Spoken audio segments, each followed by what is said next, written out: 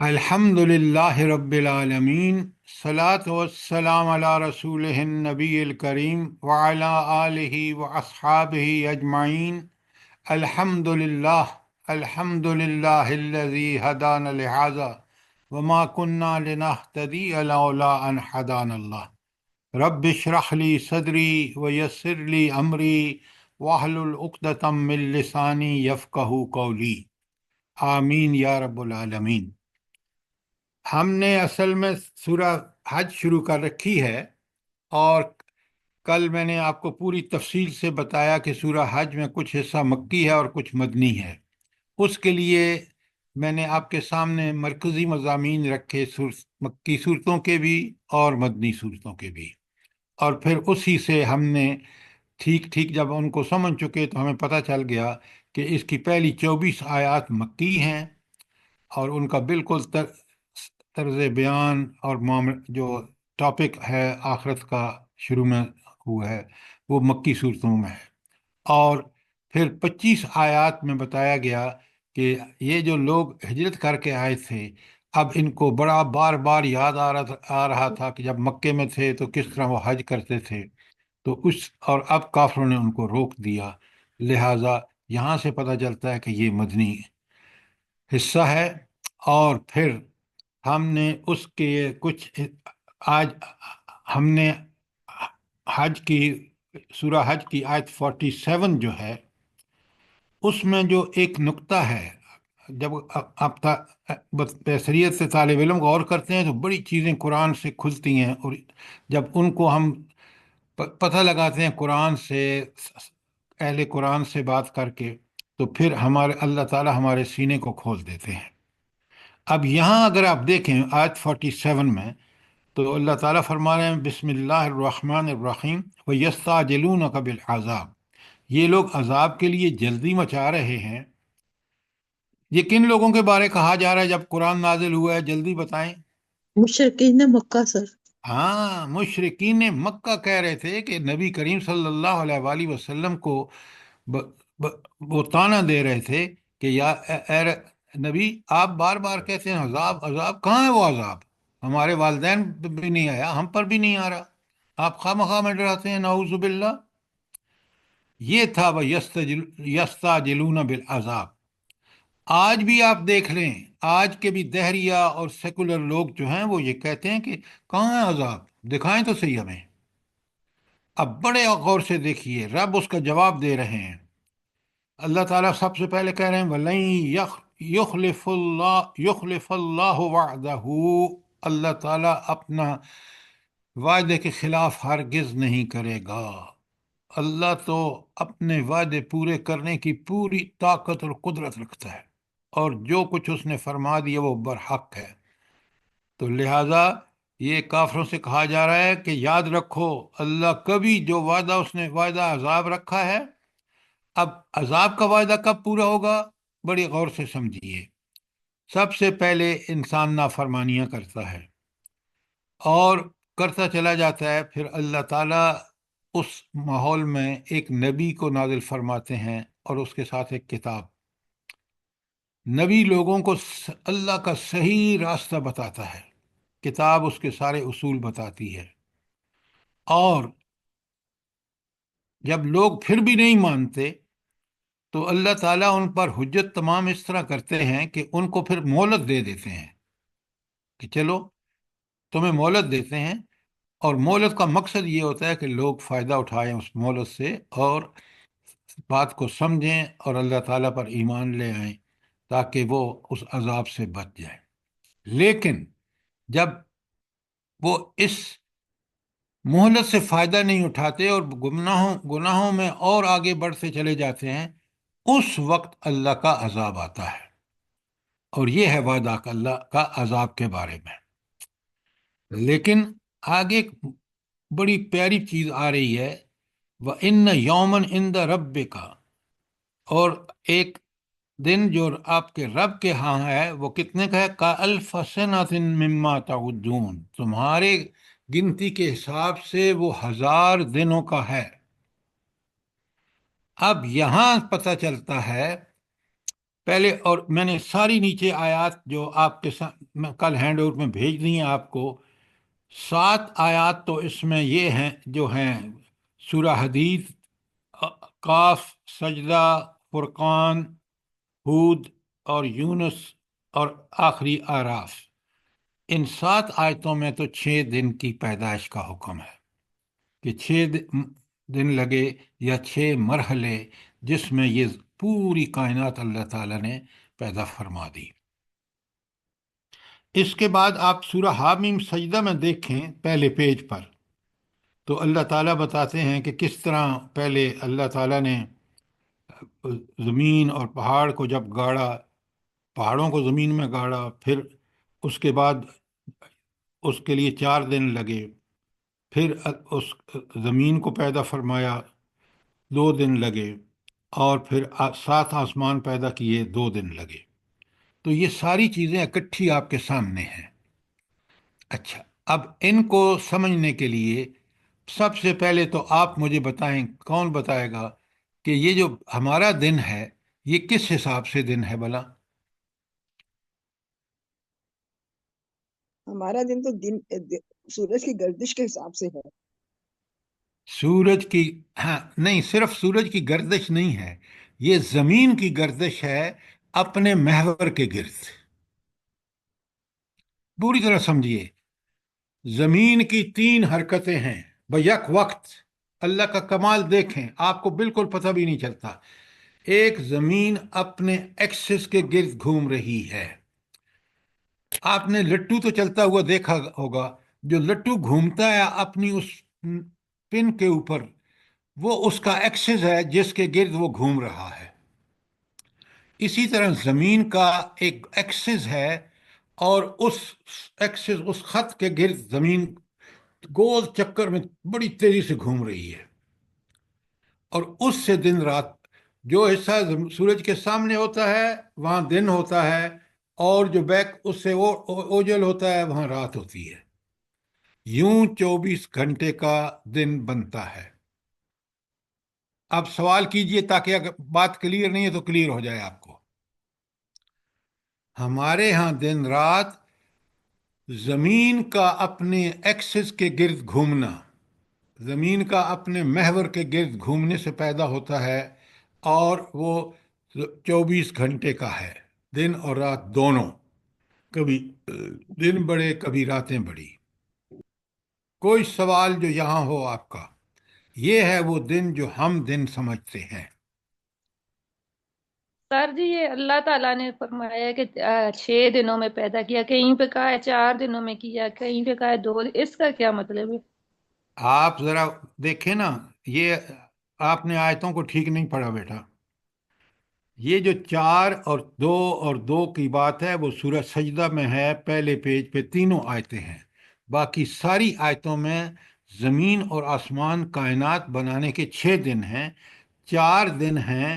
آپ دیکھیں، وَجَعَلَ فِيهَا رَوَاسِيَ مِن فَوْقِهَا وَتَرَكَ فِيهَا وَقَدَّرَ فِيهَا أَقْوَاتَهَا فِي 4 أَيَّامٍ۔ یہ 4 دن ان مراحل میں لگے ہیں۔ پھر نیچے ہے کہ تم قل اَإِنَّكُمْ لَتَكْفُرُونَ بِالَّذِي خَلَقَ الْأَرْضَ فِي يَوْمَيْنِ، زمین کو 2 دنوں میں پیدا کیا۔ پھر اس کے نیچے ہے فَقَضَاهُنَّ 7 سماوات، پھر اس نے 7 آسمان بنائے، فی یومین، 2 دنوں میں۔ تو یہ 2 اور 4 دن ان کے لیے ہیں، باقی پوری کائنات کو پیدا کرنے کے لیے 7 دن لگے ہیں۔ آپ کو مجھ سے پہلے سوال کرنا چاہیے تھا جب میں نے شروع کیا کہ بھائی، تاکہ ہینڈ آؤٹ، اب اور کوئی سوال ہو ہینڈ آؤٹ کے بارے میں ضرور کریں تاکہ ہم سر بات جی کو سر جی آپ نے کہا کہ 7 دنوں میں، اوپر والی آیت جو حدید کی ہے اس میں 6 دنوں میں پیدا کیا۔ نہیں، ساری سات یہ 7 آیتیں ہیں 6 دنوں میں۔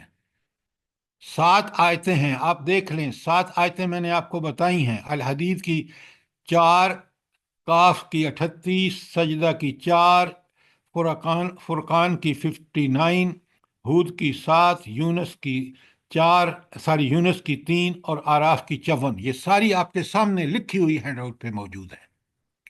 7 آیات میں کہا گیا کہ پوری کائنات، زمین و آسمان 6 دن میں پیدا کیا گیا۔ اگر آپ نے نہیں पढ़ा तो आप समझ लें बात, नहीं तो समझ नहीं आ रहा सवाल करें। सर ये और जो हामीम सजदा की आयत नंबर 12 लिखी हुई है, इसके मुझे थोड़ी सी वो वजाहत दे दें। और आसमानों में उसका कानून वही कर दिया। अच्छा, आप एक पहले बात, तो पहले बात एक अच्छी तरह समझ लें। यहाँ हमारे फहम के करीब करके बात बता दी है। ये सारे रब्बी का काम है। उसने जिस तरह किए हैं, कैसे किए हैं, क्या किया है, उसकी तफसील कोई मुफस्सर नहीं समझ सकता। क्यों? वो चीज़ें ऐसी हैं जो अल्लाह ने फरमा दी और बरहक हैं। हमारा दिमाग इतना काबिल नहीं है, इस काबिल कि हम उन चीज़ों को बिल्कुल उसी तरह समझ सकें जिस तरह अल्लाह ने बनाई है। तो यहाँ फ़क़ज़ा हन्ना सबअ समावात, उसने 2 दिन के अंदर ज़मीन व आसमान फ़ी यौमैन, 2 दिनों के बनाए, और हर आसमान में उसका कानून वही कर दिया कि उस आसमान को कैसे फंक्शन करना है, क्या काम करने हैं। देखें ना, आसमानों की एक जनरल जो हमें बताई गई है कि आज साइंस को पता चला है कि वो रेज जो सूरज से निकलती हैं और जिस्म के लिए ख़तरनाक होती हैं, कैंसर पैदा कर सकती हैं, ये आसमान उनको रोक लेते हैं। ये है एक चीज़ जो हमें अभी समझ में आई। अभी साइंस तरक्की करेगी तो और भी समझ में आएगा। लेकिन यहाँ जो आप 12 की आयत की बात कर रहे हैं कि 7 आसमान उसने बनाए, और फिर हर आसमान को उसका कानून वही कर दिया, यानी उसने क्या काम करने हैं उस आसमान ने, किन चीज़ों जो उसके सारी आसमान के जो बारे में जो अल्लाह के अहकामात हैं वो उसको वही कर दिए गए। वो उसी पे न सर मुंह इन्हिराफ नहीं करता। अब बात समझ आ गई है? जी जज़ाकल्लाह। सर जी, मैंने ये एक सवाल पूछना है। जिस तरह 7 जमीनें 7 आसमान है, एक ये जमीन में तो हम सारे लोग रहते हैं, बाकी 6 जमीनों में भी कोई आबाद है? आप, मेरा ख्याल है कि आप उन चीज़ों को समझने की कोशिश कर रहे हैं जो अल्लाह ने नहीं बताई। अल्लाह ताला ने बताया 7 आसमान है तो 7 ही आसमान है, और 7 ही ज़मीनें कुरान में भी आया है। अब वो कौन आबाद है, क्या आबाद है, उसका मुझसे और आपसे कोई गरज नहीं है। हमें और आपको बता दिया कि इस ज़मीन में तुम्हें आबाद किया, और ये हैं वो कायदे और उसूल और ज़ाब्ते जिनके तहत आपने ज़िंदगी गुजारनी है। इसी का मुझे और आपको मुकल्लफ ठहराया गया है, और क़यामत के दिन हमें इसी जो निज़ाम इस ज़मीन पर रहने वालों के लिए अल्लाह ने कानून बनाए हैं, उसी के मुताबिक अल्लाह हमसे हिसाब लेगा। बात समझ आ गई है? जी सर जी। सर जी, ये जो पहली आयत है सूरह हज की 47 में, ये जो है कि तेरे रब के यहाँ का एक दिन तुम्हारे शुमार के 1000 बरस के बराबर हुआ करता है, इसकी थोड़ी वजाहत करें। मैं उसी की वजाहत करने जा रहा हूँ। अब आपको पहली बात जो समझ आनी चाहिए मुझे और आपको, वो ये है कि ज़मीन का दिन जो है, रात दिन, वो 24 घंटे का होता है सिर्फ। और वो बनता है, हम हिसाब लगाते हैं सूरज के गिर्द जो ज़मीन घूम रही है अपने एक्सिस के गिर्द। ज़मीन के मैंने आपको बताया 3 किस्म के हरकतें हैं। एक है खुद अपने एक्सिस या अपने महवर के गिर्द घूम रही है, उसी से दिन रात बनते हैं। दूसरा, वो पूरी ज़मीन खुद ब खुद सूरज के गिर्द घूम रही है। और तीसरा मोशन क्या है भला, कौन बताएगा? सर सूरज अपने सूरज अपने स्टार्स के साथ एक बड़े सितारे के गिर्द घूम रहा है। एग्जैक्टली तीसरा मोशन इसका है कि पूरा सूरज खुद जो है, वह शम्स तजरी लिमुस्तक़र्र लहा। कहाँ है ये आयत, कहाँ पर है? सूरह अंबिया की 33 आयत है। क्या बात कर सूरह रहे हैं यासीन ये और ये सूरह यासीन में। ये सूरह यासीन में आप पढ़ते हैं और समझते नहीं हैं। सूरह यासीन में है, वह शम्स जी जी। तजरी लिमुस्तक़र्र लहा। सूरज अपने ठिकाने की तरफ चला जा रहा है, और जब जमीन सूरज चला जा रहा है तो ये जो उस मदार में घूम रहे हैं सैयारे, वो सारे चले जा रहे हैं। تو 3 حرکات زمین کی ہیں، ایک خود اپنے محور کے گرد، اور دوسرا اس کا سورج کے گرد، اور پھر تیسرے موشن ہے پورا سورج اپنے سارے سیاروں کو ساتھ لے کے چلا جا رہا ہے مستقر اللہ، اپنے ٹھکانے کی طرف۔ یہ ٹھکانہ کون سا ہے اس کا بلا؟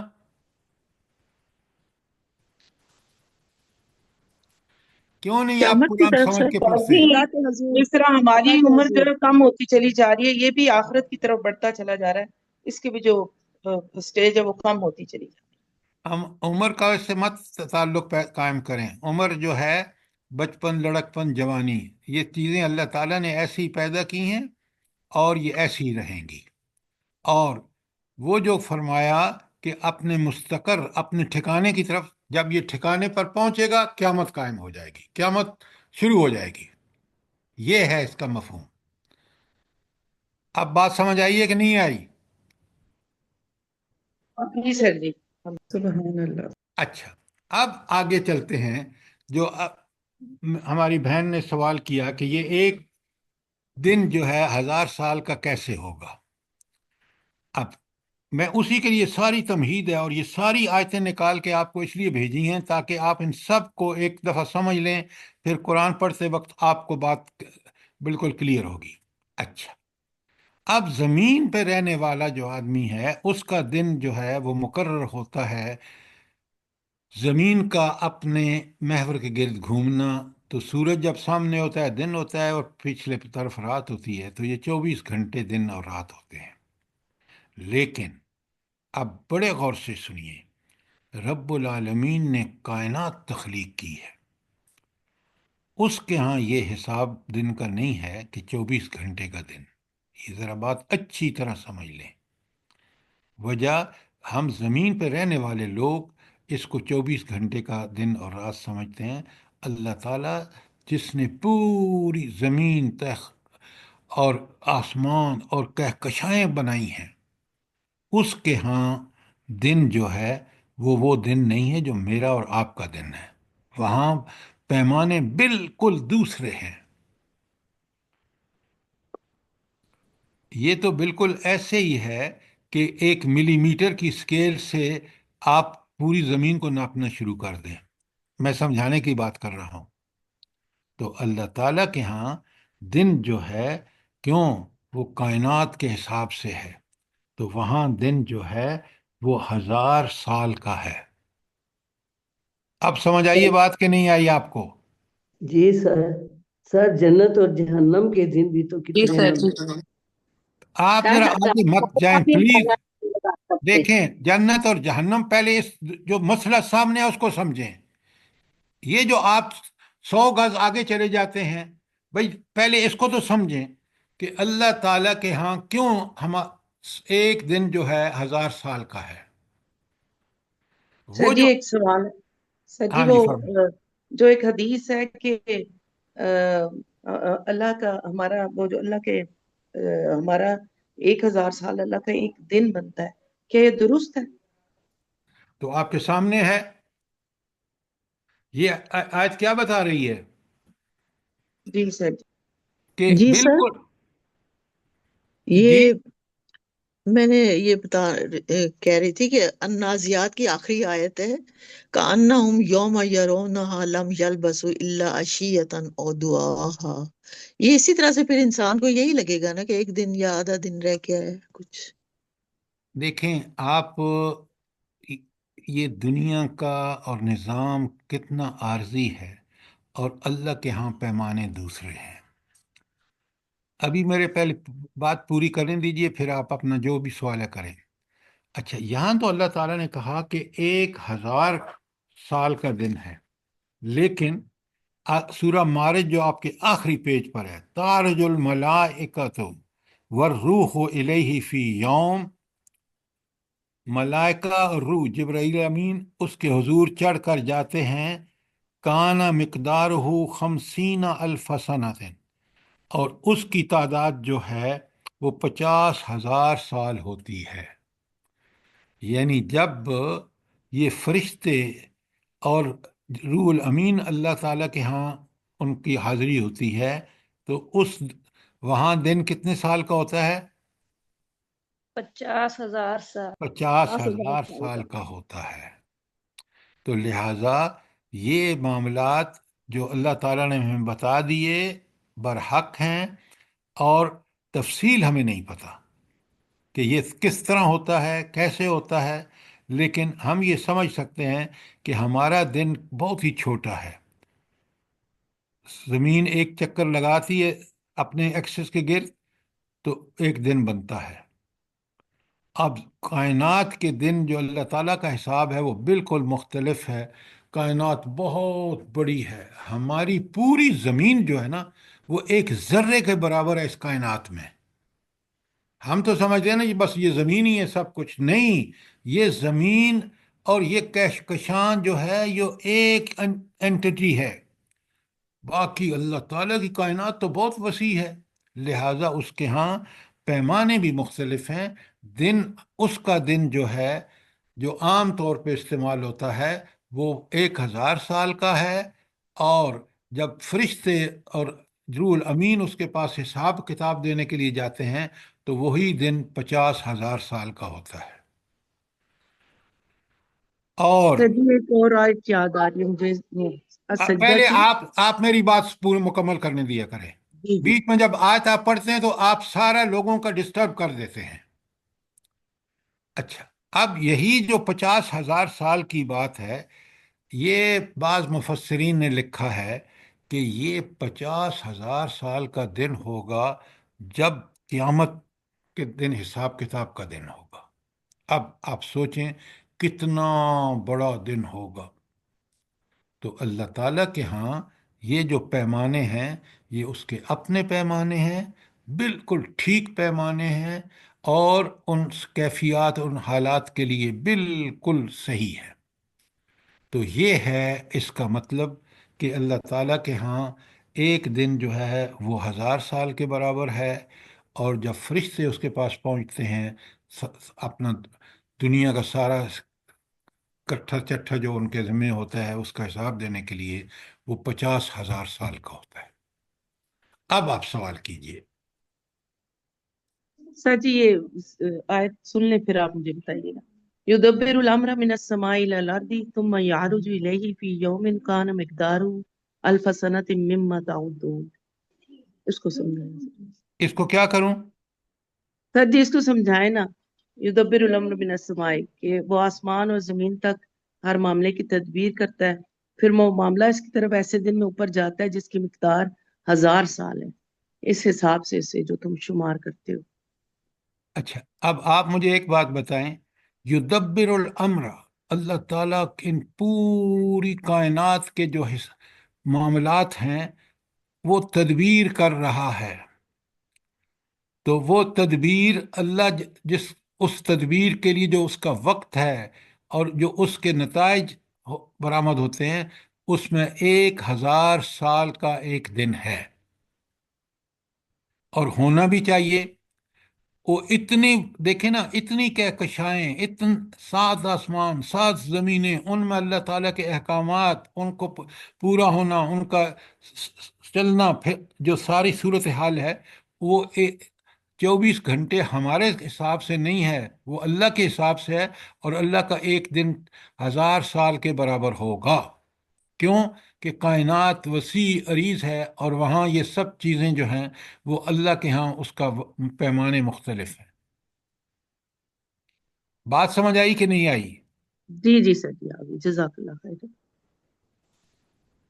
मतलब है कि ये जो करामन कातबीन है हमारे ऊपर फरिश्ते बैठे हुए, ये सुबह और शाम जो आते हैं, इनका अंदाजा नहीं हम लगा सकते, इनके दिनों का और इनके टाइम का, इनका सब कुछ। आपको फिक्र होनी चाहिए कि आप जो कर रहे हैं वो ठीक कर रहे हैं, ताकि वो ठीक लिखें। वो बिल्कुल ठीक लिखेंगे। तो लिहाजा हमें इसकी फिक्र नहीं होनी चाहिए कि वो कब आते हैं कब जाते हैं। हमें फिक्र अपने अमल की होनी चाहिए कि वो तो ठीक लिखते हैं अल्लाह के हुक्म के मुताबिक, और हम ठीक कर रहे हैं या नहीं, ये मेरी और आपकी फिक्र होनी चाहिए। बात क्लियर है? जी सर जी।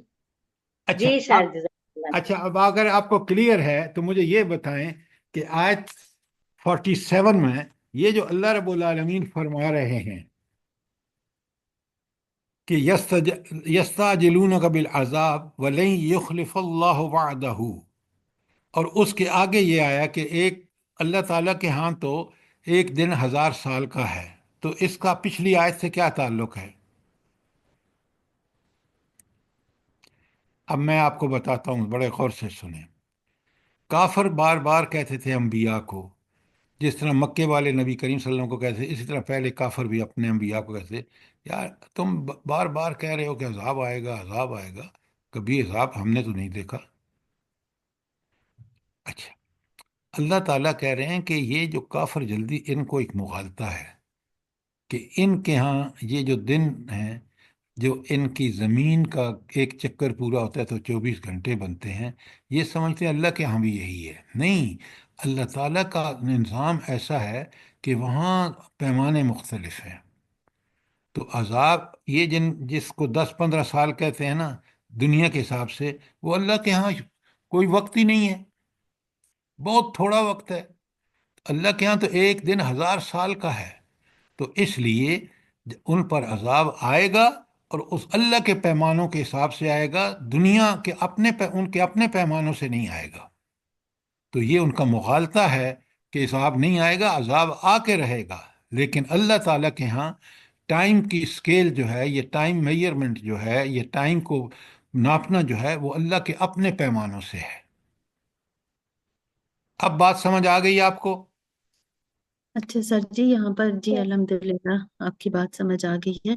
یہاں پر جو بتایا گیا ہے تو اس سے یہ بھی ہم کہہ سکتے ہیں کہ اللہ تعالیٰ اتنی زیادہ انسانوں کو مہلت دیتے ہیں، مطلب اتنا لمبا عرصہ پھر بھی انسانوں کو مہلت دیے رکھتے ہیں کہ بدل جائیں اور اپنے آپ کو اللہ کی راہ پہ لگا لیں۔ نہیں، لیکن وہ جو آپ کہہ رہے ہیں نا، اگر 1000 سال نہیں، اللہ تعالیٰ کی مہلت یہاں دیکھیں نا، ہماری زندگی انہی دنوں کے حساب سے ہے جو زمین کے دن ہم کہتے ہیں۔ وہ تو اللہ تعالیٰ کا ایک تدبیر کائنات کے لیے 1000 سال کا سال دن ہے، لیکن رہا معاملہ ہماری مہلت کا، تو ہمیں مہلت ہزاروں سالوں میں نہیں ملتی۔ ہماری مہلت جو ہوتی ہے، اللہ تعالیٰ نے نبی بھیجا، اس نے دعوت دے دی، آپ نے قبول کر لیا، خوش قسمت ہیں۔ جنہوں نے قبول نہیں کیا اور ان کے مفادات پہ زد پڑی، انہوں نے کہا کہ نہیں، یہ نبی نعوذ باللہ جھوٹا ہے، یہ جو کلام لے کے آیا یہ اللہ کا کلام نہیں ہے، یہ کسی سے سن گن لیا ہے اس نے۔ اب یہ چند سالوں کی بات ہوتی ہے، جب وہ آپ نہ ماننے والے کافر انکار کر دیتے ہیں، اللہ ان کو مہلت دیتا ہے۔ اور آپ نے دیکھا کہ آپ پورے انبیاء کا قصے قرآن میں پڑھ لیں کہ پھر جب اللہ تعالیٰ نے اس مہلت کو، وہ چند سالوں پہ محیط تھی، اور اس کے بعد پھر اللہ نے ان کو پکڑا۔ دیکھیں نا، حضرت نوح کا زمانہ چاہے وہ بڑا لمبا زمانہ ہے، لیکن ان کے زمانے کے اندر ہی جب انہوں نے دعوت دی، لوگوں نے انکار کیا، مہلت دی، پھر انہی کے سامنے عذاب آیا۔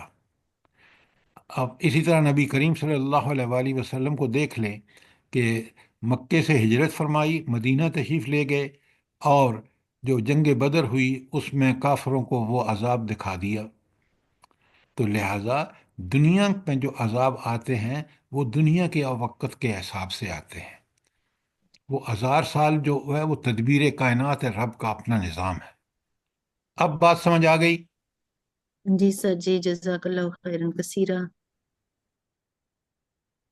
یہ تھا، اس لیے میں نے آیت 47 کو آپ کو پوری طرح کلیئر کرنے کے لیے کہ وعدہ اللہ کا پورا ہوگا، لیکن تم یاد رکھو کہ اللہ تعالیٰ وعدے پورے کرنے کے لیے اس کا اپنا ایک ٹائم سکیل ہے، اس کا اپنا ایک وقت کا، جس میں ایک دن 1000 سال کا ہے۔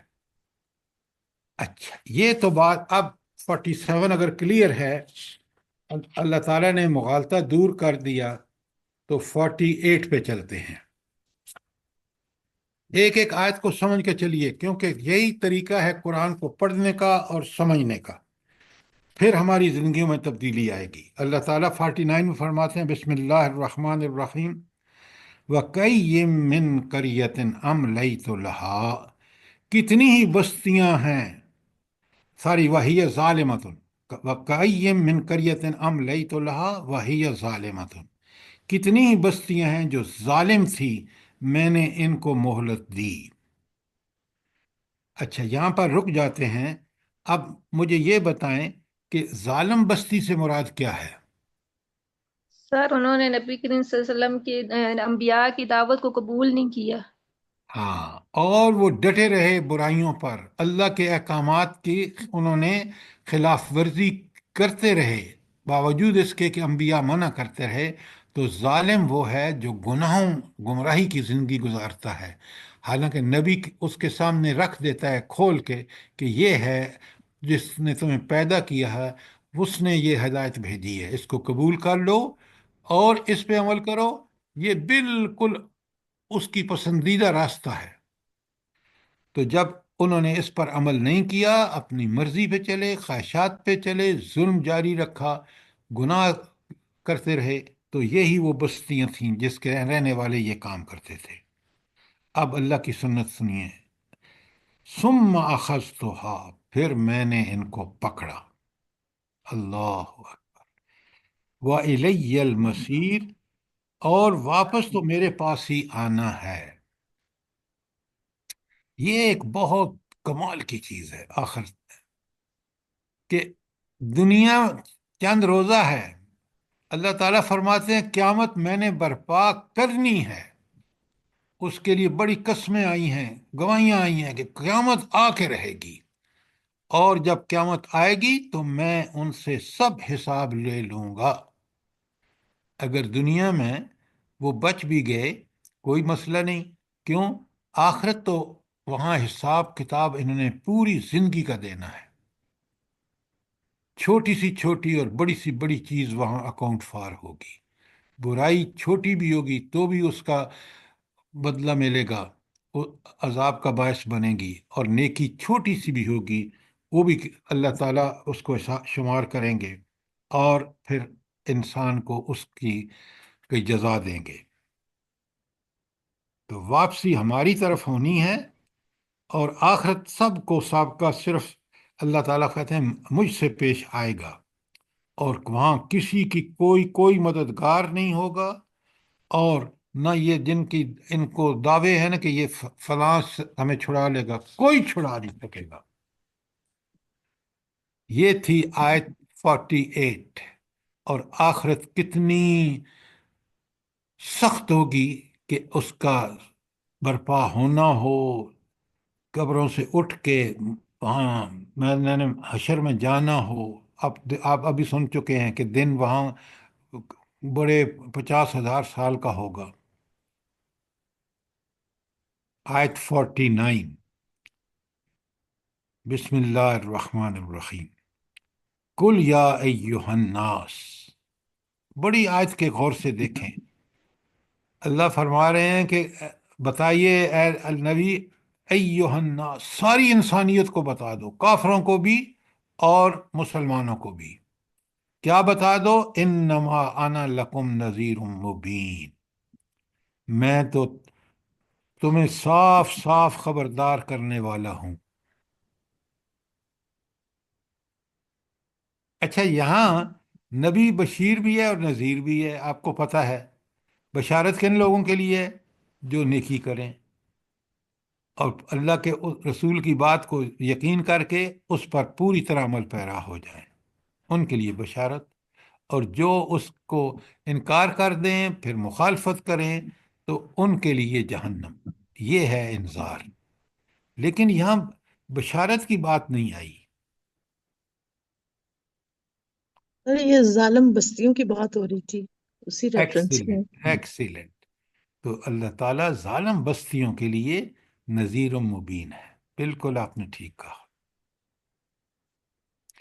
اچھا، ایک طرح سے کافروں کو بھی اللہ بتا رہا ہے اس وقت، کیونکہ جب یہ نازل ہو رہا ہے نا قرآن، یہ آپ کو پتہ ہے، ابھی آپ پڑھ چکے ہیں کہ یہ مدنی حصہ ہے سورت کا، اور کافروں نے نبی کریم صلی اللہ علیہ وسلم کو جو وہاں سے بے بسی کے عالم میں نکالا، ہجرت فرمائی آپ صلی اللہ علیہ وسلم نے، تو ان کو بھی ڈرایا جا رہا ہے کہ تمہارے یہ عمل تمہیں کبھی اس جنت میں نہیں لے کے جائیں گے، کاش تم اپنے ان اعمال پر غور کر کے توبہ طائب ہو جاتے تو تم اس عذاب سے بچ جاتے۔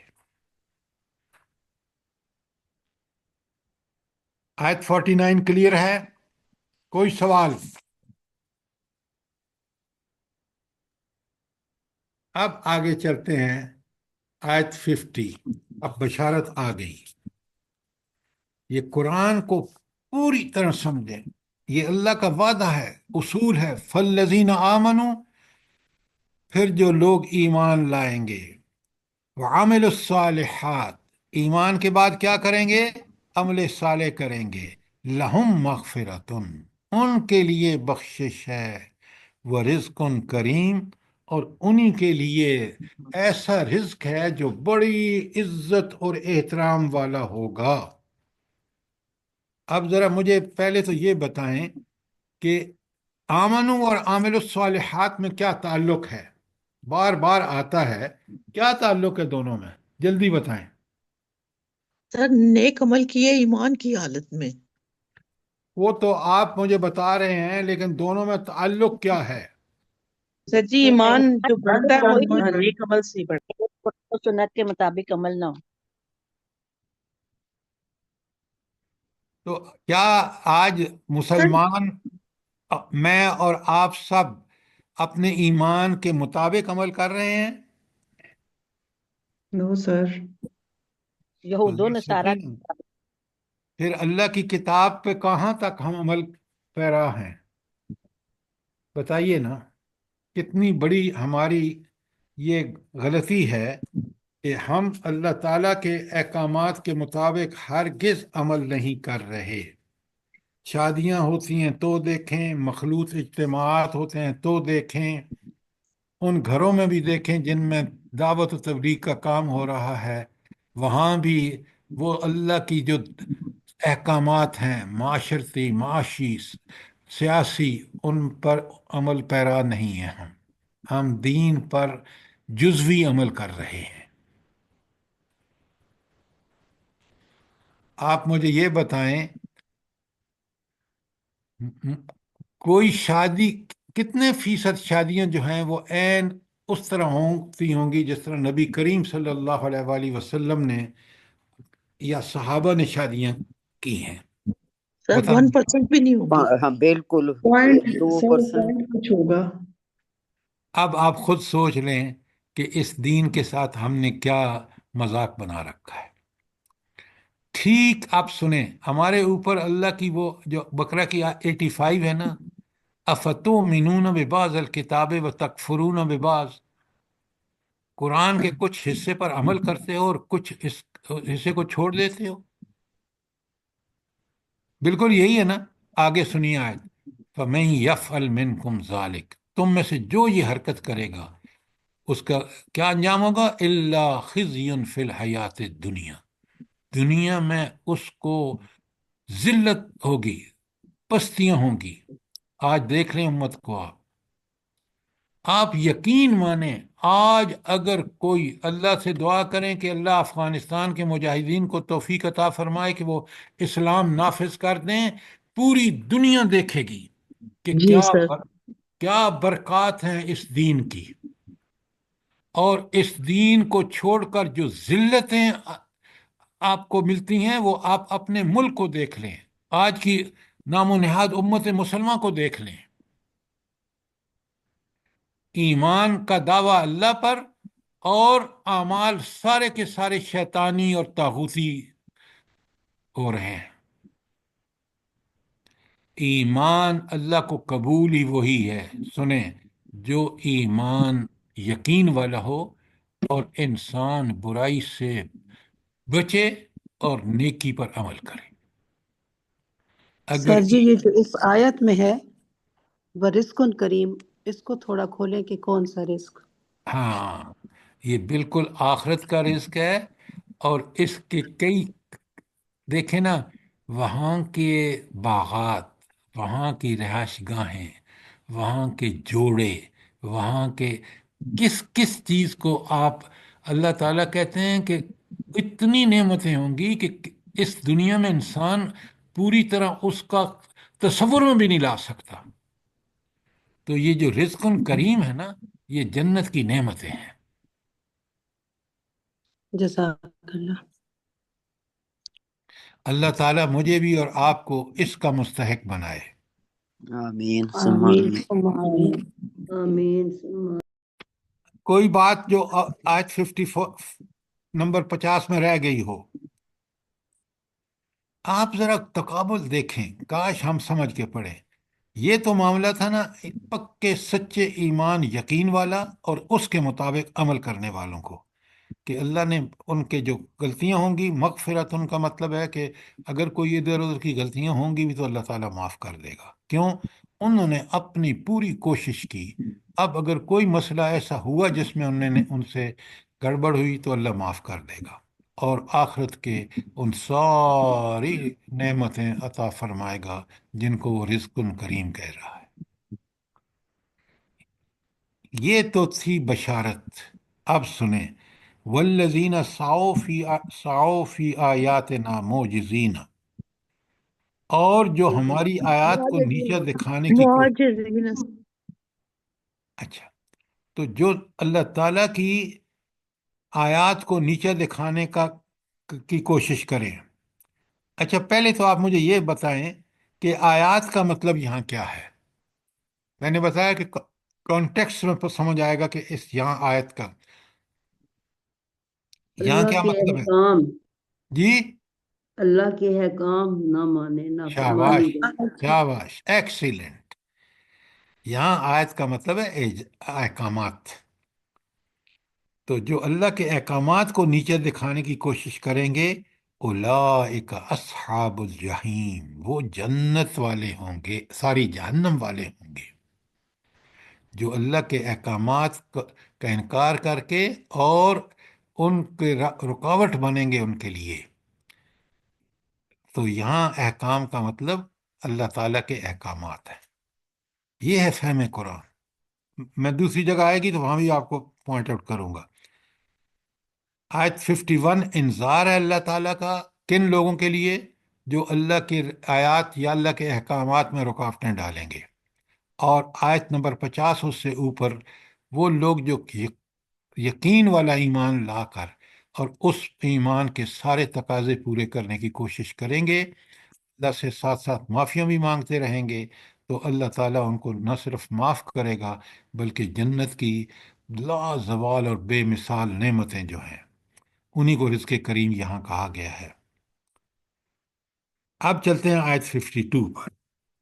اللہ تعالیٰ فرماتے ہیں، بسم اللہ الرحمن الرحیم، بڑا غور سے آپ نے سمجھنا ہے اس کو۔ وما ارسلنا من قبلک من رسول ولا نبی، اور ہم نے آپ سے پہلے کوئی رسول یا کوئی نبی ایسا نہیں بھیجا، الا مگر اذا تمنا القى الشیطان فی امنیتہ، تو کیا ہوا ہر نبی کے ساتھ یہ معاملہ پیش آیا، جب اس نے تمنا کی تو شیطان اس کی تمنا میں خلل انداز ہو گیا۔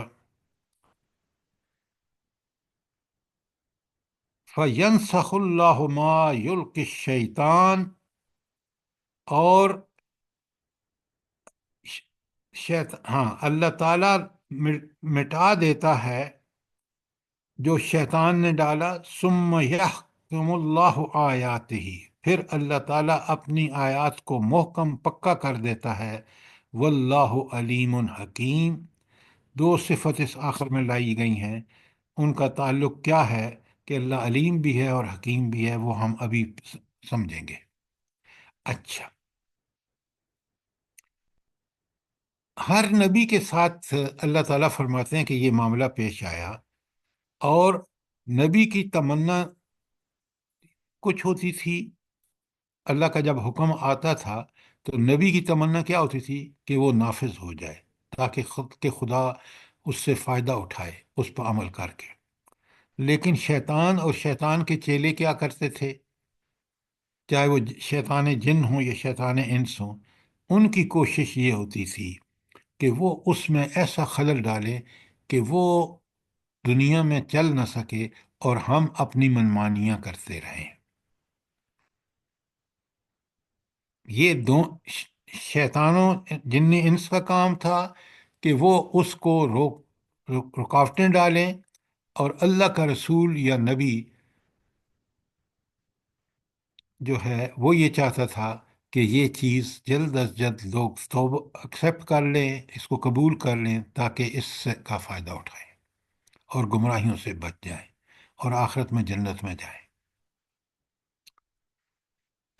اب اس میں کشمکش ہوتی تھی، شیطان والے اپنا زور لگاتے تھے اور نبی اللہ کے فضل سے پوری کوشش کرتے تھے۔ پھر کیا ہوتا تھا؟ فَيَنْسَخُ اللَّهُ مَا يُلْقِي الشَّيْطَانُ، پھر اللہ تعالیٰ اس کو مٹا دیتے تھے جو شیطان ڈالتا تھا۔ تو شیطانی کوششوں کو اللہ تعالیٰ ناکام کر دیتے تھے۔ ثُمَّ يُحْكِمُ اللَّهُ آیَاتِهِ، اور پھر اللہ تعالیٰ اپنی آیات کو جو وہ نازل فرماتے تھے ان کو پختہ کر دیتے تھے۔ یہاں تک کوئی سوال ہو پھر میں واللہ علیم حکیم آپ کے سامنے کھولتا ہوں۔ کوئی سوال؟ سر یہ جو تمنا کا لفظ ہے یہ انبیاء کے لیے ہے کہ وہ نبی خواہش رکھتے تھے، یہاں سے سمجھ نہیں آئی، یہ تھوڑا سا اس کی جزاک پلیز اللہ، جزاک اللہ۔ میں دیکھیں نا، وما ارسلنا من قبلک من رسول ولا نبی الا ہاں اذا تمنا القى الشیطان فی امنیتہ، تمنا نبی کرتے تھے سر جی، جی، جیسی امنیتی۔ ہاں، تو نبی کیا تمنا کرتا تھا کہ اللہ ایسا مجھے وہی عطا فرمائے گا کہ جس سے لوگوں کی اصلاح ہوگی، یہ تو تمنا تھی۔ اب شیطان کیا تمنا کرتے تھے کہ اس کو کسی طرح سے اس کا انکار بھی کریں اور لوگوں کو بتائیں کہ یہ سب کچھ نعوذ باللہ غلط ہے، تاکہ لوگ اس گناہوں کی زندگی میں چلتے رہیں اور ہم شیطان اور طاغوت کے پیچھے چلتے رہیں۔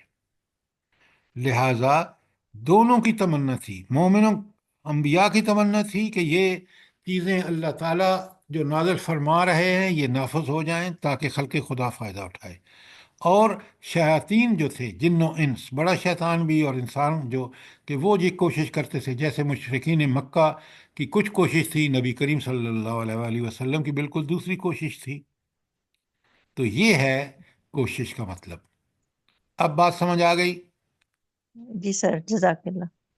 سر جی اس طرح یہ کہ مطلب اللہ تعالیٰ کی ذات جب کوئی نیت ارادہ صحیح رکھتا ہے تو اس کی کوشش کو کامیاب کرتا ہے اور شیطان کی کوشش کو ناکام کرتا ہے۔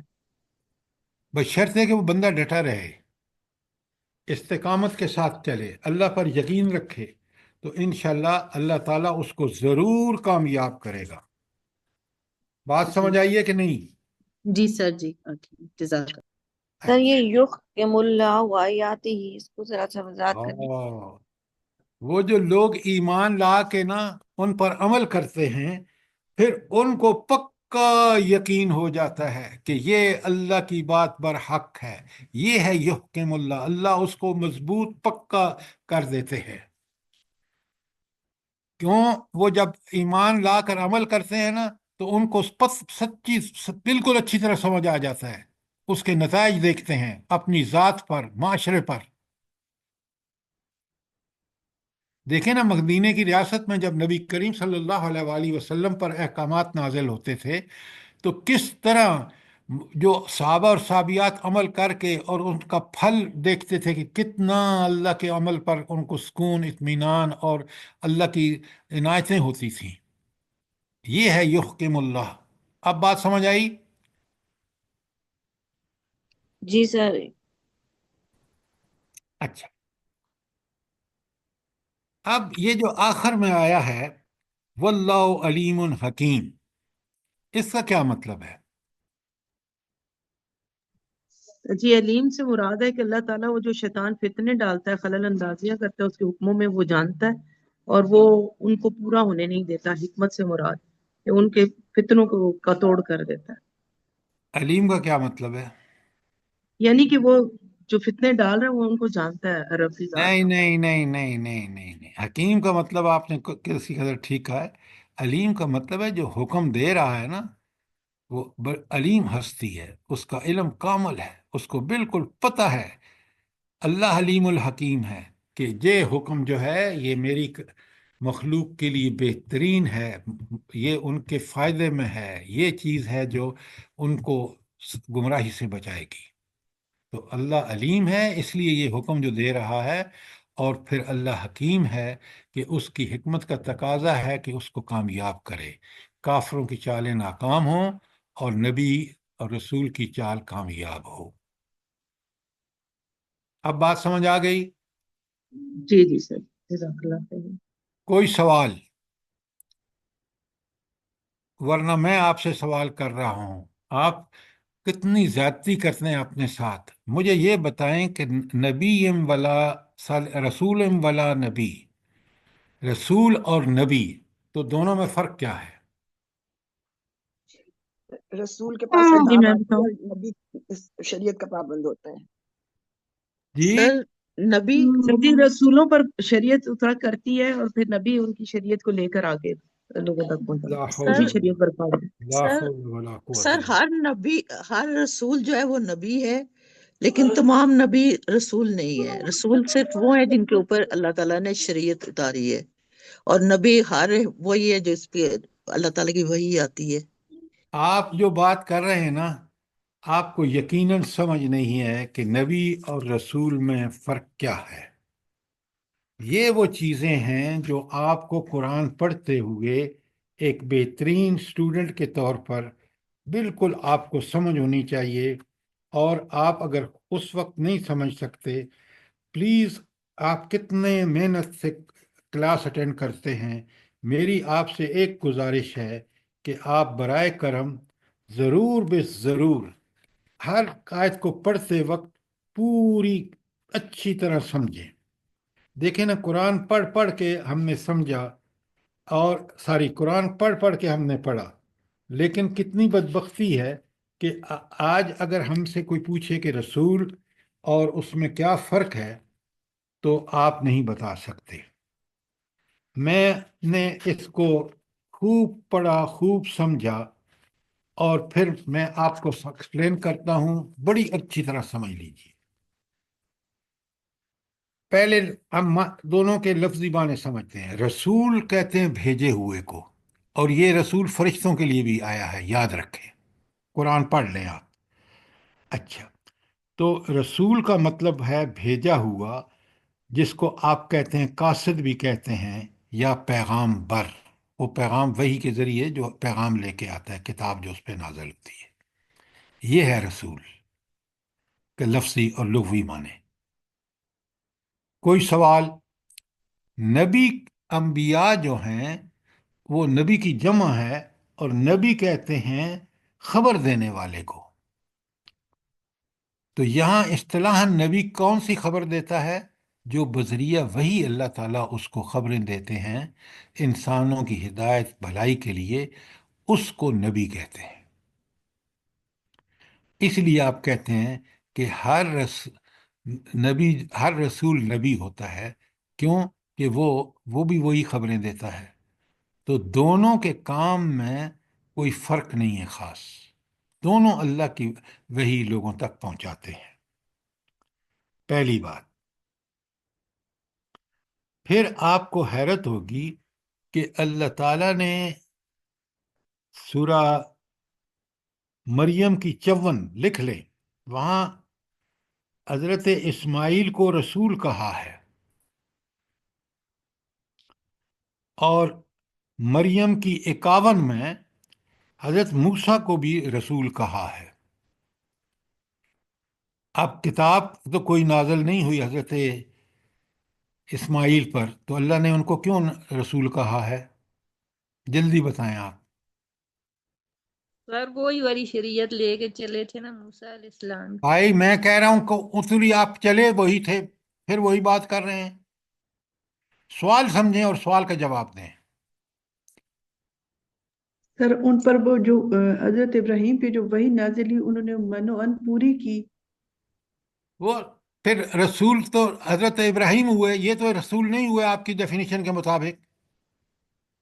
سر جیسے آپ نے لفظی اور وہ اس کی وہ بتایا میننگ قاصد اور پیغامبر، تو رسول قاصد اور پیغامبر ہوتا ہے، اس لیے اللہ کا پیغام لے کر وہ آگے تک انہوں نے پہنچایا. آپ بڑے غور سے حضرت اسماعیل بھی اللہ کے بھیجے ہوئے رسول تھے، انہیں بھی اللہ نے مقرر کیا تھا.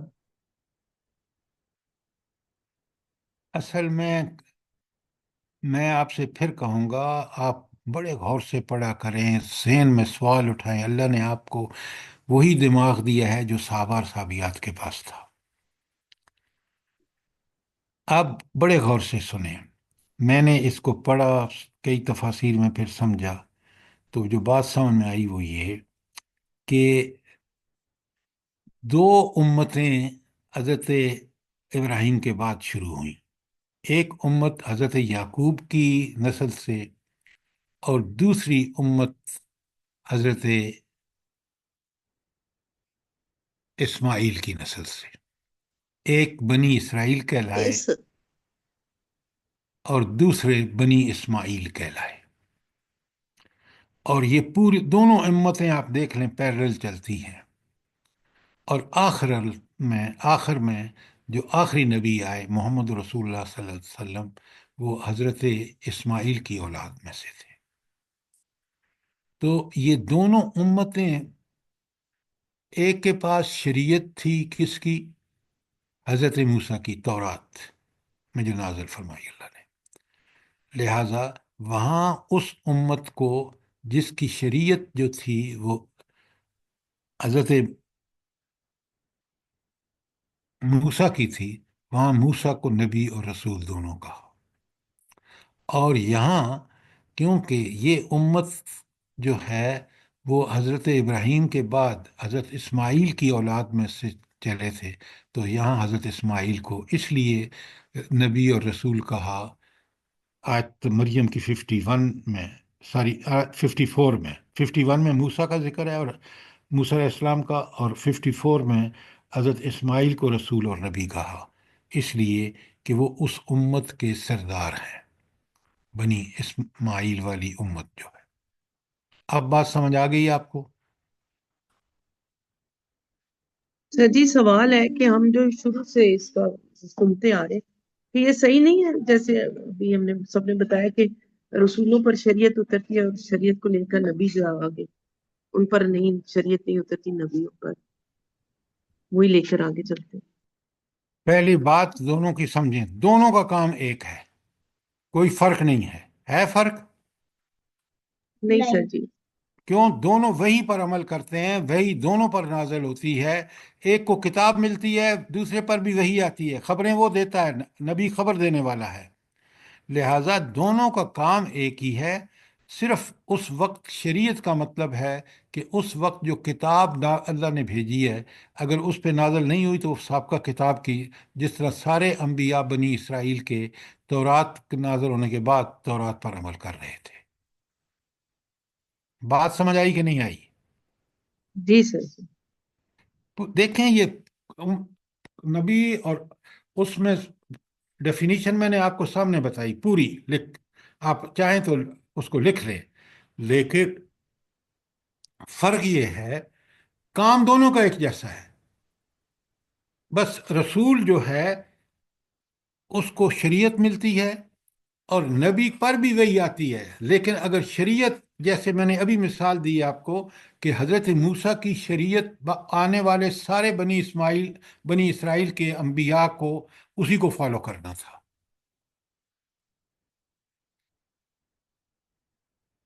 تو یہ تھی آپ کی آیت 52. کوئی اور سوال ہو، کوئی چیز کلیئر نہ ہوئی ہو؟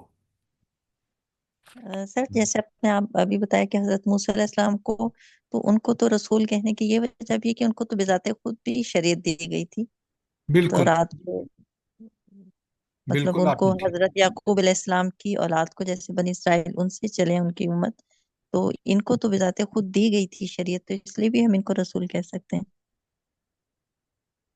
کیونکہ جو بعد میں انبیاء آئے ہیں انہوں نے تو ان کو فالو کیا ہے، حضرت بالکل موسیٰ علیہ السلام کی شریعت کو۔ جی بالکل۔ تو یہ تھا شیطان کی فتن انگیزیاں، چاہے وہ انسانی شیطان ہوں، جیسے سارے وہ مکے والے تھے، نبی کریم قریش جو نبی کریم صلی اللہ علیہ وسلم کی مخالفت کر رہے تھے، اللہ تعالیٰ نے کس طرح ان کی رکاوٹوں کو دور فرمایا، اور کس طرح صحابہ اور صحابیات کا ایمان پختہ اور پکا ہو گیا اس پر، شریعت پر عمل کرنے کی وجہ سے۔ تو اگر آیت 52 کلیئر ہے تو آج کیونکہ وقت ختم ہو گیا ہے، 53 جو ہے انشاءاللہ اسی کے حوالے سے آگے بھی ہے، وہ ہم 53 کل کریں گے۔ کوئی سوال، کوئی انشاءاللہ تجویز؟ سر۔